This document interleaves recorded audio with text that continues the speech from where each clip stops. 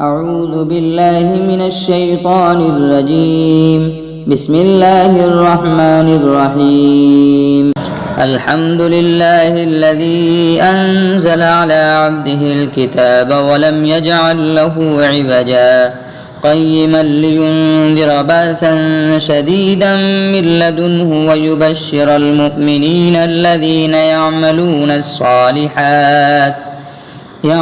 الصالحات أن لهم أجرا حسنا ماكثين فيه أبدا وينذر الذين قالوا اتخذ الله ولدا ما لهم به من علم ولا لآبائهم كبرت كلمة تخرج من أفواههم إن يقولون إلا كذبا فلعلك باخع نفسك على آثارهم إن لم يؤمنوا بهذا الحديث أسفا إنا جعلنا ما على الأرض زينة لها لنبلوهم أيهم أحسن عملا وإنا لجاعلون ما عليها سعيدا جرزا أم حسبت أن أصحاب الكهف والرقيم كانوا من آياتنا عجبا إذ أوى الفتية إلى الكهف فقالوا ربنا آتنا من لدنك رحمة وهيئ لنا من أمرنا رشدا فضربنا على آذانهم في الكهف سنين عددا ثم بعثناهم لنعلم أي الحزبين يحصى لما لبثوا أمدا نحن نقص عليك نبأهم بالحق إنهم فتية آمنوا بربهم وزدناهم هدى وربطنا على قلوبهم إذ قاموا فقالوا ربنا رب السماوات والأرض لن ندعو من دونه إلها لقد قلنا إذا شططا هؤلاء قوم اتخذوا من دونه آلهة لولا ياتون عليهم بسلطان بين فمن أظلم ممن افترى على الله كذبا وإذ اعتزلتموهم وما يعبدون إلا الله فأووا إلى الكهف ينشر لكم ربكم من رحمة ويهيئ لكم من أمركم مرفقا وترى الشمس إذا طلعت تزاور عن كهفهم ذات اليمين وإذا غربت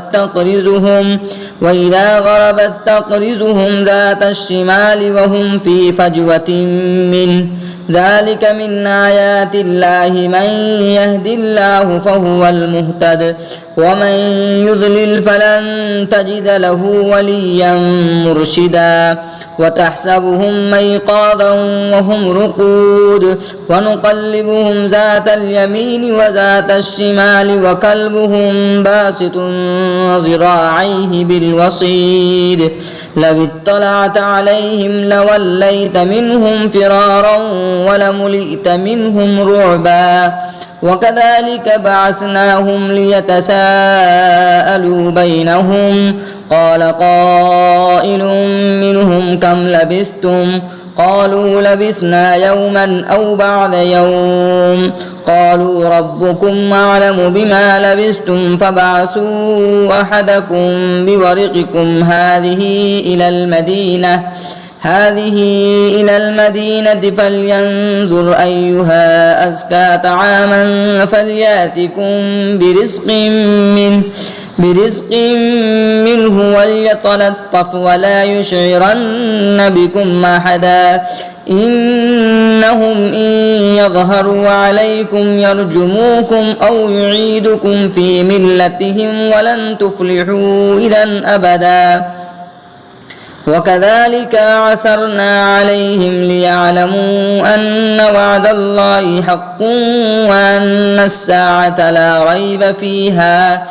إذ يتنازعون بينهم أمرهم فقالوا ابنوا عليهم بنيانا ربهم أعلم بهم قال الذين غلبوا على أمرهم لنتخذن عليهم مسجدا سيقولون ثلاثة رابعهم كلبهم ويقولون خمسة سادسهم كلبهم رجما بالغيب ويقولون سبعة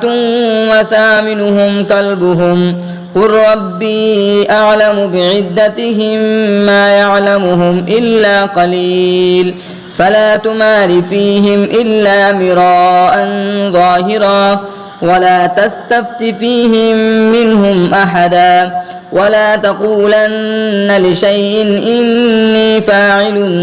ذلك غدا إلا أن يشاء الله واذكر ربك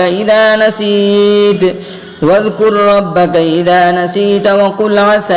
أن يهديني ربي ليقرب من هذا رشدا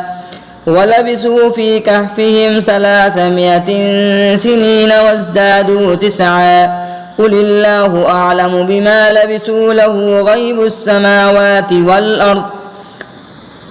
أبصر به وأسمع ما لهم من دونه من ولي ولا يشرك في حكمه أحدا واتل ما أوحي إليك من كتاب ربك لا مبدل لكلماته ولن تجد من دونه ملتحدا واصبر نفسك مع الذين يدعون ربهم بالغداة والعشي يريدون وجهه ولا تعد عيناك عنهم تريد زينة الحياة الدنيا ولا تطع من أغفلنا قلبه عن ذكرنا واتبع هواه وكان أمره فرطا وقل الحق من ربكم فمن شاء فليؤمن ومن شاء فليكفر إنا أعتدنا للظالمين نارا أحاط بهم سرادقها وإن يستغيثوا يغاثوا بماء كالمهل يشوي الوجوه بئس الشراب وساءت مرتفقا إن الذين آمنوا وعملوا الصالحات إنا لا نضيع أجر من أحسن عملا أولئك لهم جنات عدن تجري من تحتهم الأنهار يحلون فيها من أساور من ذهب ويلبسون ثيابا خضرا من سندس واستبرق متكئين فيها على الأرائك نعم الثواب وحسنت مرتفقا واضرب لهم مثل الرجلين جعلنا لأحدهما جنتين من أعناب وحففناهما بنخل وجعلنا بينهما زرعا كلتا الجنتين آتت أكلها ولم تظلم منه شيئا وفجرنا خلالهما نهرا وكان له ثمر فقال لصاحبه وهو يحاوره أنا أكثر منك مالا وأعز نفرا ودخل جنته وهو ظالم لنفسه قال ما أظن أن تبيد هذه أبدا وما أظن الساعة قائمة ولئن رددت إلى ربي لأجدن خيرا منها منقلبا قال له صاحبه وهو يحاوره وكفرت بالذي خلقك من تراب خلقك من تراب ثم من نطفة ثم سواك رجلا لكن هو الله ربي ولا أشرك بربي أحدا ولولا إذ دخلت جنتك قلت ما شاء الله لا قوة إلا بالله إن ترني أنا أقل منك مالا وولدا فعسى ربي أن يؤتيني خيرا من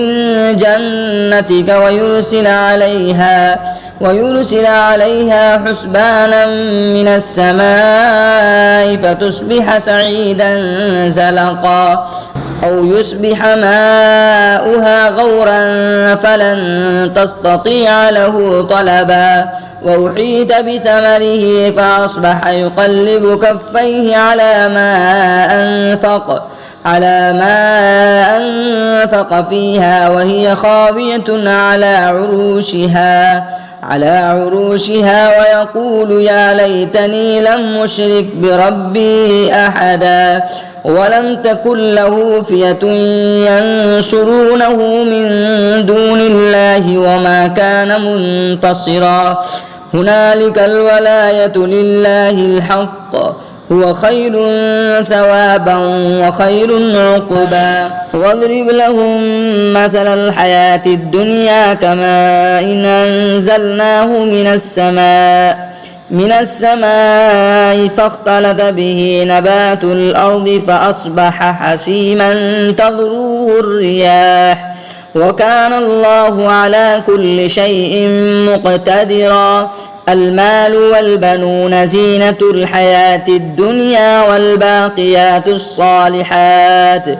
والباقيات الصالحات خير عند ربك ثوابا وخير أملا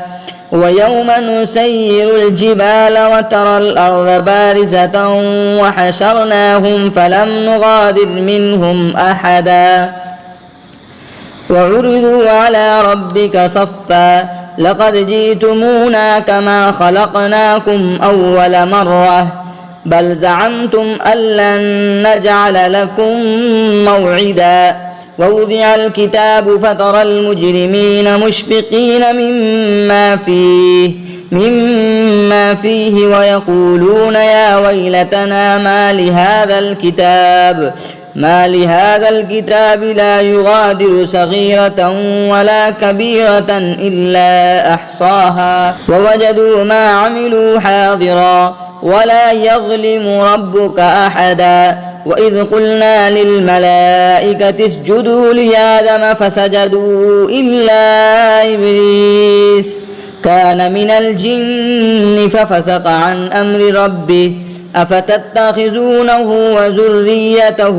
أولياء من دوني وهم لكم عدو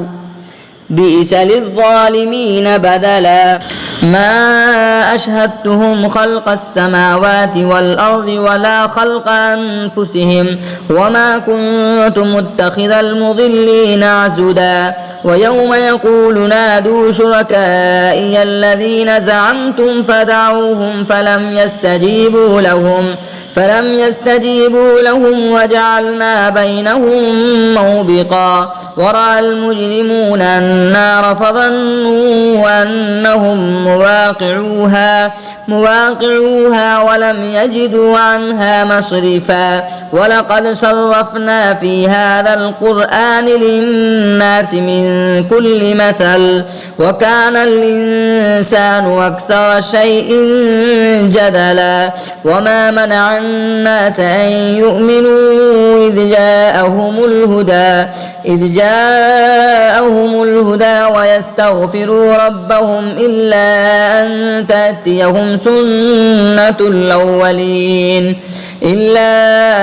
تأتيهم سنة الأولين أو يأتيهم عذاب قبلا وما نرسل المرسلين إلا مبشرين ومنذرين ويجادل الذين كفروا بالباطل ليدحضوا به الحق واتخذوا آياتي وما أنذروا هزوا ومن أظلم ممن ذكر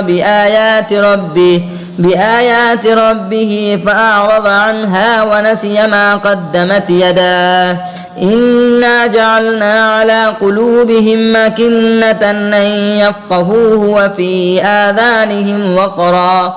وإن تدعوهم إلى الهدى فلن يهتدوا إذا أبدا وربك الغفور ذو الرحمة لو يؤاخذهم بما كسبوا لعجل لهم العذاب بل لهم موعدا لن يجدوا من دونه موئلا وتلك القرى أهلكناهم لما ظلموا وجعلنا لمهلكهم موعدا وإذ قال موسى لفتاه لا أبرح حتى أبلغ مجمع البحرين أو أمضي حقبا فلما بلغا مجمع بينهما نسيا حوتهما فاتخذ سبيله في البحر سربا فلما جاوزا قال لفتاه آتنا غداءنا لقد لقينا من سفرنا هذا نصبا قال أرأيت إذا أوينا إلى الصخرة فإني نسيت الحوت وما أنسانيه إلا الشيطان أن أذكره واتخذ سبيله في البحر عجبا قال ذلك ما كنا نبغي فارتد على آثارهما قصصا فوجدا عبدا من عبادنا آتيناه رحمة من عندنا وعلمناه من لدنا علما قال له موسى هل أتبعك على أن تعلمني مما علمت رشدا قال إنك لن تستطيع معي صبرا وكيف تصبر على ما لم تحط به خبرا قال ستجدني إن شاء الله صابرا ولا أعصي لك أمرا قال فإن اتبعتني فلا تسألني عن شيء حتى أحدث لك منه ذكرا فانطلقا حتى إذا ركبا في السفينة خرقها قال خرقتها لتغرق أهلها لقد جئت شيئا إمرا قال لم أقل إنك لن تستطيع معي صبرا قال لا تؤاخذني بما نسيت ولا ترهقني من أمري عسرا فانطلقا حتى إذا لقيا غلاما فقتله قال أقتلت نفسا زكية بغير نفس لقد جئت شيئا نكرا قال لم أقل لك إنك لن تستطيع معي صبرا قال إن سألتك عن شيء بعدها فلا تصاحبني قد بلغت من لدني عذرا فانطلقا حتى إذا أتيا أهل قرية استطعما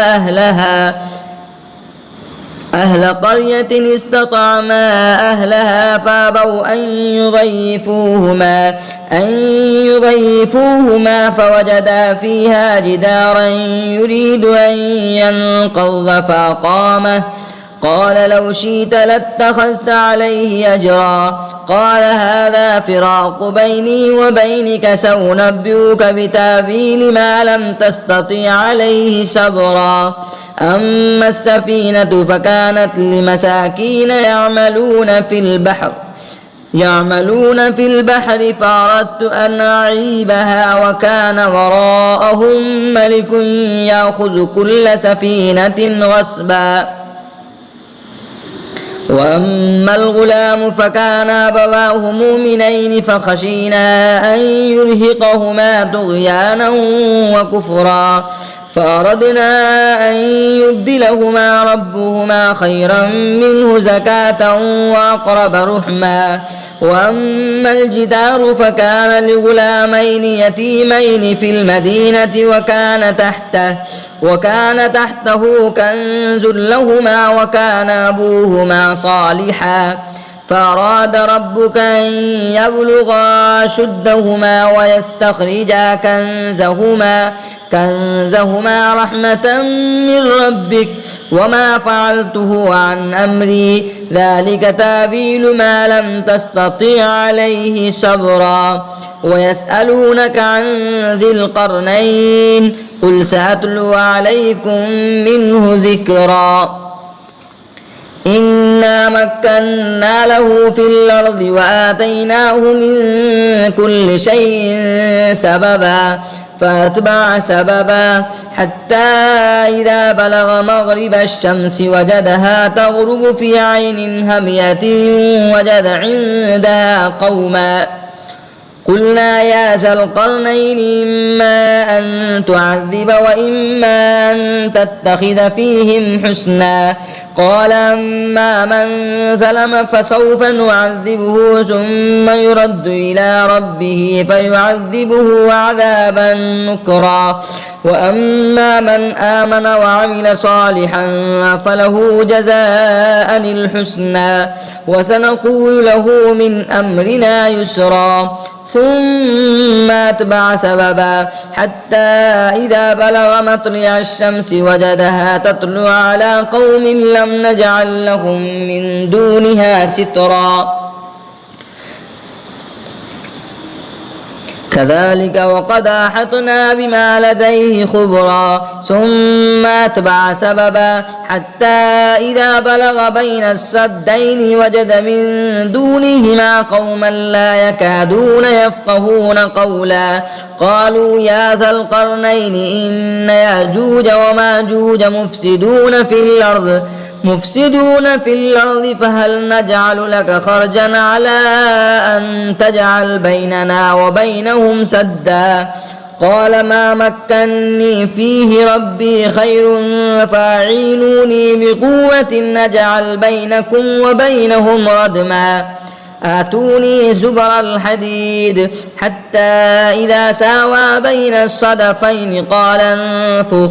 حتى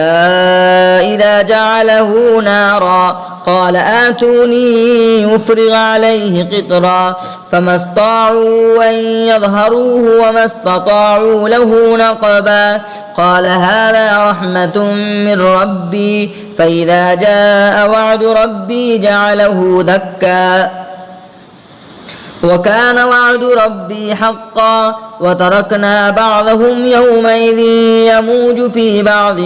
ونفخ في الصور فجمعناهم جمعا وعرضنا جهنم يومئذ للكافرين عرضا الذين كانت أعينهم في غطاء عن ذكري وكانوا لا يستطيعون سمعا أفحسب الذين كفروا أن يتخذوا عبادي من دوني أولياء إنا أعتدنا جهنم للكافرين نزلا قل هل ننبئكم بالأخسرين أعمالا الذين ضل سعيهم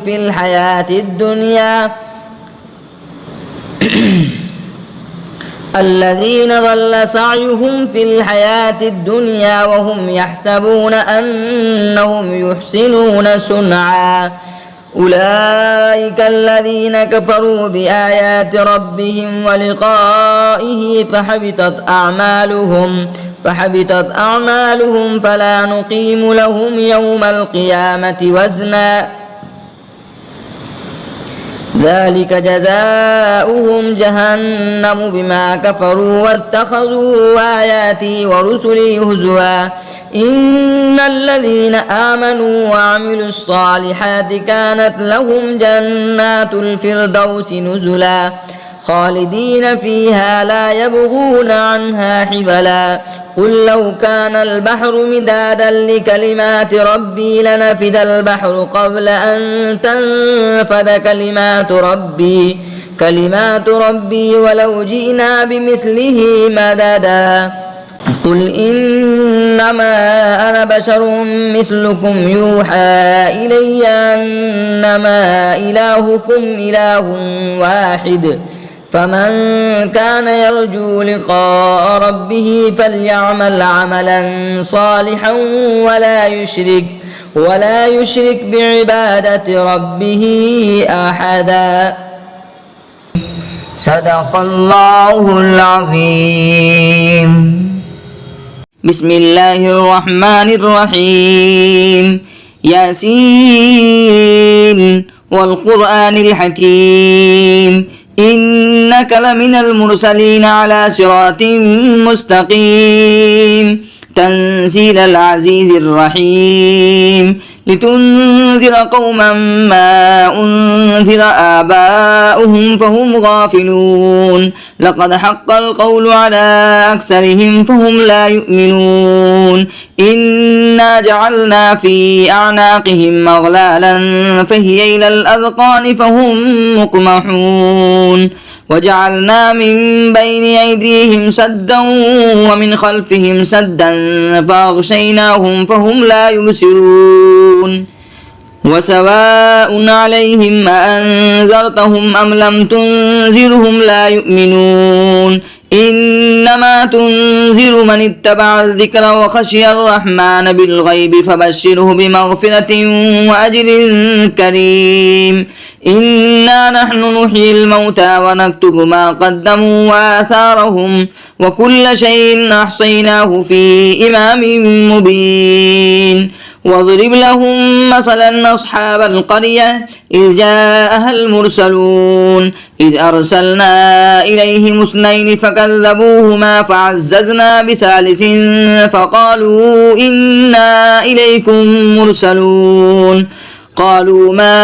أنتم إلا بشر مثلنا وما أنزل الرحمن من شيء إن أنتم إلا تكذبون قالوا ربنا يعلم إنا إليكم لمرسلون وما علينا إلا البلاغ المبين قالوا إنا تطيرنا بكم لئن لم تنتهوا لنرجمنكم وليمسنكم منا عذاب أليم قالوا طائركم معكم إن ذكرتم بل أنتم قوم مسرفون وجاء من أقصى المدينة رجل يسعى قال يا قوم اتبعوا المرسلين اتبعوا من لا يسألكم أجرا وهم مهتدون وما لي لا أعبد الذي فطرني وإليه ترجعون أتخذ من دونه آلهة إن يردني الرحمن بضر لا تغني عني شفاعتهم شيئا ولا ينقذون إني إذا لفي ضلال مبين إني آمنت بربكم فاسمعون قيل ادخل الجنة قال يا ليت قومي يعلمون بما غفر لي ربي وجعلني من المكرمين وما أنزلنا على قومه من بعده من جند من السماء وما كنا منزلين إن كانت إلا صيحة واحدة فإذا هم خامدون يا حسرة على العباد ما يأتيهم من رسول إلا كانوا به يستهزئون ألم يروا كم أهلكنا قبلهم من القرون أنهم إليهم لا يرجعون وإن كل لما جميع لدينا محضرون وآية لهم الأرض الميتة أحييناها وأخرجنا منها حبا فمنه يأكلون وجعلنا فيها جنات من نخيل وأعناب وفجرنا فيها من العيون ليأكلوا من ثمره وما عملته أيديهم أفلا يشكرون سبحان الذي خلق الأزواج كلها مما تنبت الأرض ومن أنفسهم ومما لا يعلمون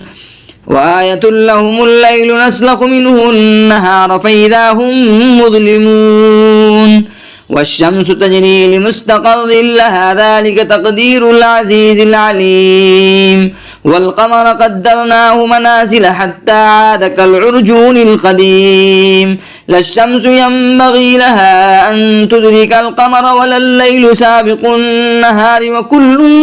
في فلك يسبحون وآية لهم أنا حملنا ذريتهم في الفلك المسحون وخلقنا لهم من مثله ما يركبون وإن نشأ نغرقهم فلا صريخ لهم ولا هم ينقذون إلا رحمة منا ومتاعا إلى حين وإذا قيل لهم اتقوا ما بين أيديكم وما خلفكم لعلكم ترحمون وما تأتيهم من آية من آيات ربهم إلا كانوا عنها معرضين وإذا قيل لهم أنفقوا مما رزقكم الله قال الذين كفروا للذين آمنوا أنطعم من لو يشاء الله أطعمه إن أنتم إلا في ضلال مبين ويقولون متى هذا الوعد إن كنتم صادقين ما ينظرون إلا صيحة واحدة تأخذهم وهم يخصمون فلا يستطيعون توصية ولا إلى أهلهم يرجعون ونفخ في السور فإذا هم من الأجداث إلى ربهم ينسلون قالوا يا ويلنا من بعثنا من مرقدنا هذا ما وعد الرحمن وصدق المرسلون إن كانت إلا صيحة واحدة فإذا هم جميع لدينا محضرون فاليوم لا تظلم نفس شيئا ولا تجزون إلا ما كنتم تعملون إن أصحاب الجنة اليوم في شغل فاكهون هم وأزواجهم في ظلال على الأرائك متكئون لهم فيها فاكهة ولهم ما يدعون سلام قولا من رب رحيم وامتازوا اليوم أيها المجرمون ألم عاهد إليكم يا بني آدم ألا تعبدوا الشيطان إنه لكم عدو مبين وأن اعبدوني هذا صراط مستقيم ولقد أضل منكم جبلا كثيرا فلم تكونوا تعقلون هذه جهنم التي كنتم توعدون اصلوها اليوم بما كنتم تكفرون اليوم نختم على أفواههم وتكلمنا أيديهم وتشهد أرجلهم بما كانوا يكسبون ولو نشاء لطمسنا على أعينهم فاستبقوا الصراط فأنى يبصرون ولو نشاء لمسخناهم على مكانتهم فما استطاعوا مضيا ولا يرجعون ومن نعمره ننكسه في الخلق أفلا يعقلون وما علمناه الشعر وما ينبغي له إن هو إلا ذكر وقرآن مبين لينذر من كان حيا ويحق القول على الكافرين أولم يروا أنا خلقنا لهم مما عملت أيدينا أنعاما فهم لها مالكون وظللناها لهم فمنها ركوبهم ومنها يأكلون ولهم فيها منافع ومشارب أفلا يشكرون واتخذوا من دون الله آلهة لعلهم ينصرون لا يستطيعون نصرهم وهم لهم جند محضرون فلا يحزنك قولهم إنا نعلم ما يسرون وما يعلنون أولم يرى الإنسان أنا خلقناه من نطفة فإذا هو خصيم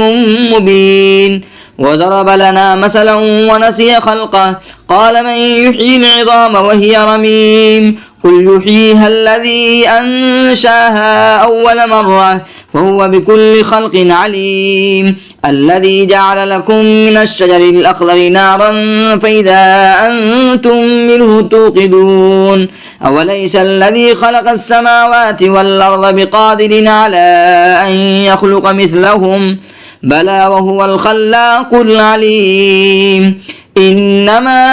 أمره إذا أراد شيئا أن يقول له كن فيكون فسبحان الذي بيده ملكوت كل شيء وإليه ترجعون. صدق الله العظيم.